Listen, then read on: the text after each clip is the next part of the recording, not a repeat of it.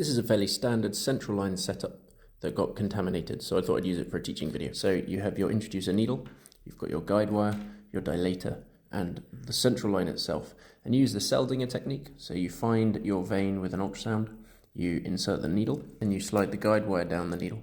Take the needle out, check that your guide wire is where you want it to be in the vein, slide the dilator over the guide wire, and dilate the path into the vein so that there's less resistance for the actual line.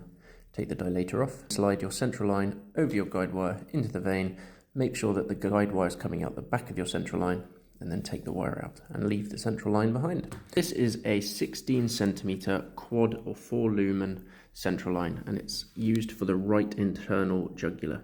If you go femoral and put in the femoral vein instead, then you would use a 20 centimeter line in. And it's essentially a big cannula, except as the name suggests, it goes into a central vein, by which we mean the jugular and then the superior vena cava or the inferior vena cava if you're doing a femoral one. And the tip will sit right next to the right atrium. The reason we like a central line is mainly for 3 reasons. Generally quite secure. Once you've put them in, you suture them to the skin, and because of their size and their length and the fact that they're in a large vessel, means they don't tend to move, they don't tend to tissue. So you've got reliable IV access. You can also take blood samples off the line as long as you've not put particularly strong drugs or TPN nutrition through that line. So you can keep one of these free and have that as a blood taking port. And that means you don't have to keep needle sticking the patient, you can just use your line. You can put a pressure transducer on the distal port, and then you can measure the pressure in the superior vena cava and use that to either guide fluid management, neuroprotective ventilation, whichever parameters you want to optimize. Now, the indications in terms of medication for a central line are essentially anything that can't go through a peripheral cannula, either because it needs to be delivered very centrally or because it's too toxic or too caustic for a small vein to deal with.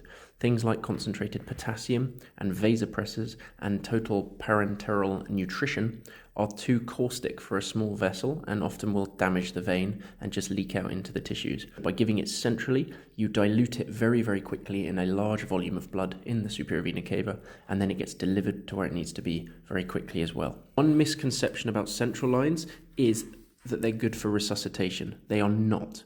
You are not going to be able to give fluid quickly down one of these more than you are through a peripheral cannula, because while they may be relatively large gauge, this one's an 18 gauge, this one's 14 gauge, that's the same diameter as an orange cannula, but because of the length of it, Poiseuille's law states that the resistance to flow is going to dramatically increase as you increase the length of your tube.